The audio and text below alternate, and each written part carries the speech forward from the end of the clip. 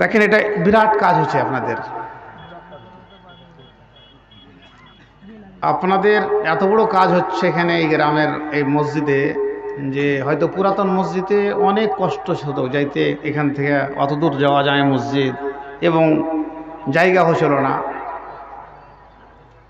এখন এত বড় মসজিদ করলেন ইনশাআল্লাহ, আর এত এত মজবুত করে কাম হচ্ছে। আমি দেখেছি কোনো কোনো সময় যে হয়তো 3-4 তলার হয়তো প্ল্যানিং আছে, নাকি 5 তলার। আপনাদের কাছে আমার আবেদন হবে, এবং হাদিস কোরআন ডেইলি শুনছেন, যে যে ব্যক্তি দুনিয়াতে আল্লাহ তাআলার ঘর করলেন, বানালেন, দান খেরাত করলেন, আল্লাহ তাআলা ওনার জন্য জান্নাতে বাসা দেবে, ঘর দেবে। মানে দুনিয়াতে যে মসজিদ বানাবেন, আপনাকে আল্লাহ তাআলা তৌফিক দিয়েছে, আপনি জান্নাতে ঘর বানাইছেন। এই একটা ভাগ্য। এইসব কাজ সবারই ভাগ্য তো হবে না।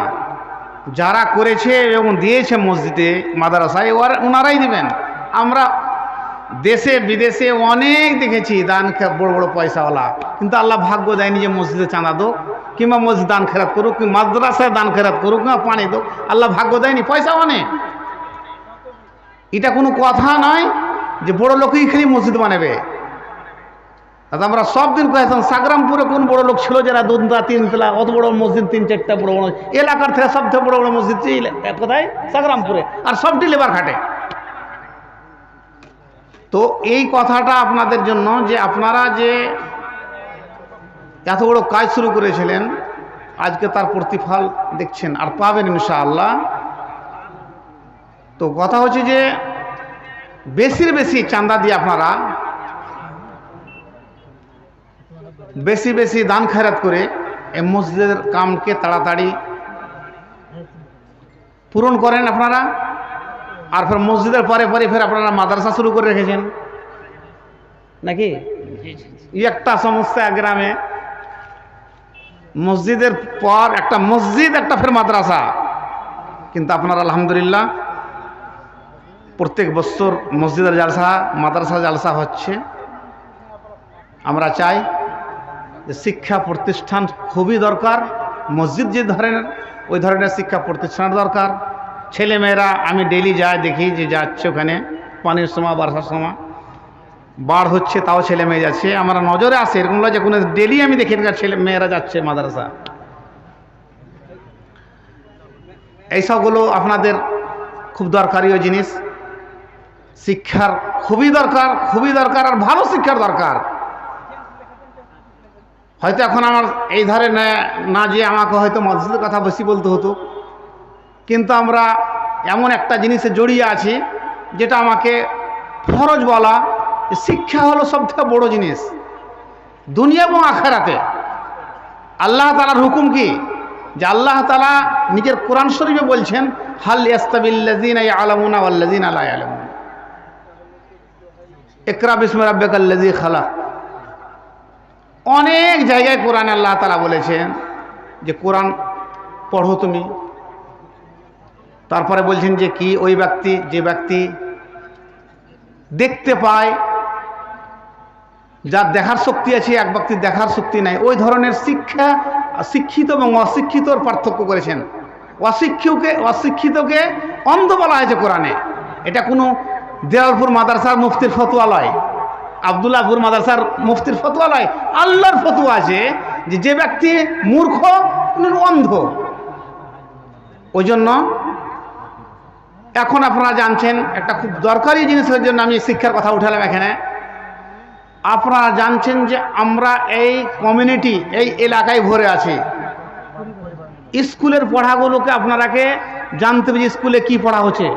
সরকারি স্কুলের পড়ার অবস্থা যার যার হয়ে আছে। পরীক্ষা হয়তো উঠে গেছে নাকি? আগে পরীক্ষা হয় না, এখন না পরীক্ষা হচ্ছে,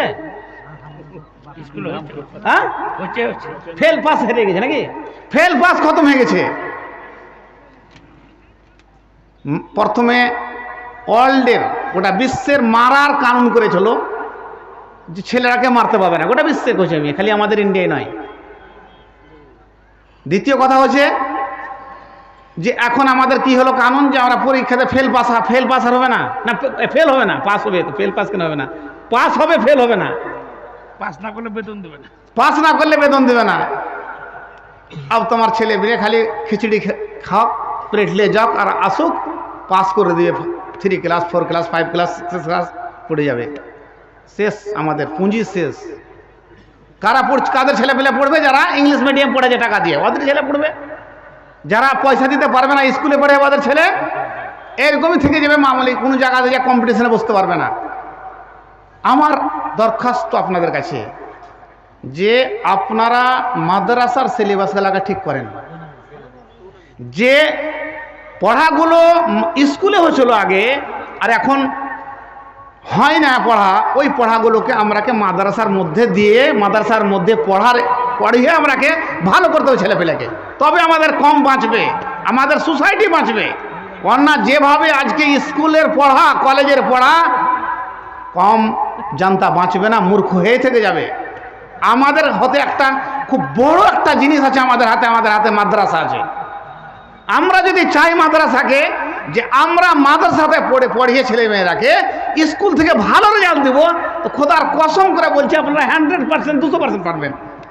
কারণ মাদ্রাসা হলো আপনাদের হাতে, বেতন দিবেন, পড়াবেন, আপনাদের হাতে থাকে। কিন্তু শিক্ষা, স্কুলের শিক্ষাতে পড়াক না পড়াক বেতন পাবে, আপনার কথা চলবে না। এখানে যদি মাদ্রাসাগুলোকে যদি ঠিক করতে চান আপনারা, যে আমরা ওই সবক, ওই ক্লাস, ওই বই, ওই কিতাব আমরা মাদ্রাসাতে রেখে পড়াবো, তো 1000 গুণা স্কুল থেকে মাদ্রাসাতে ভালো পড়া হবে।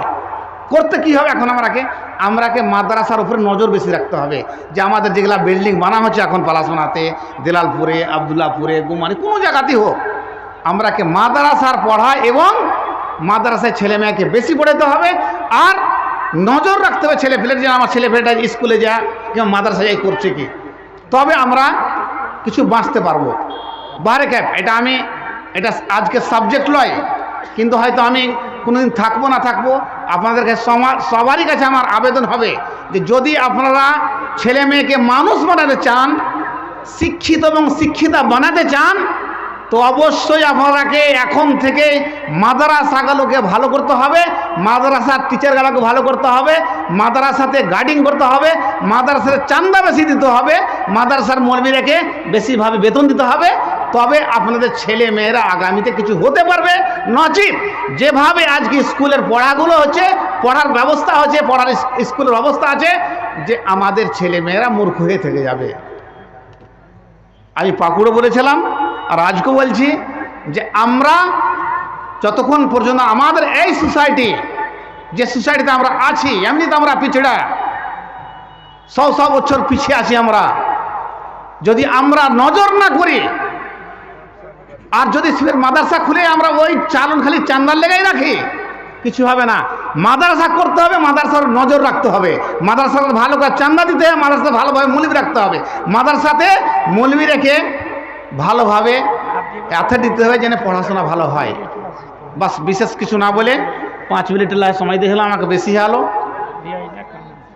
আল্লাহর কাছে আমি দোয়া করি, আল্লাহ তাআলা আমার যত এই এলাকার ক্ষেত্রের লোক এই মসজিদের চান্দা দেওয়ার জন্যে এসছেন এবং ওয়াজ নসিহত শুনতে এসছেন, আল্লাহ ইনারাকে হেদায়েত দিক এবং আল্লাহ ইনাদের আশাকে যেমন এসছেন ইনারাকে আশা আল্লাহ কামিয়াব করে জেনে, আর এই মসজিদের কাম তাড়াতাড়ি জেনে হয়ে যায়, আর আমাদের এই অঞ্চলের ছেলে মেয়েকে আল্লাহ শিক্ষিত এবং শিক্ষিতা বানায়, আর নেক সালে বানায়, আর तमाम আশাতে যায় যত আমাদের টিচারগণ আছে এনারাকে আল্লাহ যেন হেদায়েত দেয়, যেন ভালোভাবে মাদ্রাসার ডিউটি করে আর ছেলে মেয়েকে বানাতে চায়।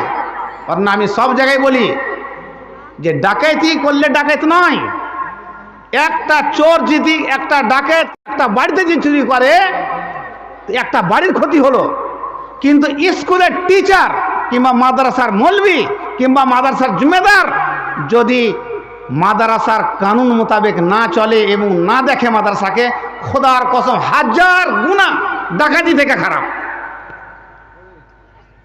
1000 গুণা খারাপ ডাকাতি থেকে, এক ডাকাত থেকে। কারণ এক ডাকাত একটা বাড়ি বারবার করছে, চুরি করবে। কিন্তু একটা মৌলবি কিংবা একটা স্কুল যদি ভুল করে দেয়, ডিউটি না করে একটা স্কুলে, কমকে সাথিয়ানাশ করে দেবে, গোটা কমটা কি। ওই জন্য আমাদেরকে সবকে চেতন হতে হবে, আমরাকে দেখতে হবে যে আমরা আমাদের স্কুলে এবং মাদ্রাসায় কি হচ্ছে, পড়া হচ্ছে কি দেখতে হবে, যে না আপনারা ভুল করছেন। আমাদের এলাকার এত ঘন এবার মানে আবাদি, এত মসজিদ মাদ্রাসা, ছেলে মেয়ে যদি ভালোভাবে পড়ে, ইনশাআল্লাহ গোটা দেশকে আমরা প্রোটেক্ট করবো আলেম ওলামা ভালো ভালো, যে যেখান থেকে আমাদের এলাকার উপকার হবে লোকের। বাস আমালিনা বালাগ। আসসালামু আলাইকুম ওয়া রাহমাতুল্লাহি ওয়া বারাকাতুহু।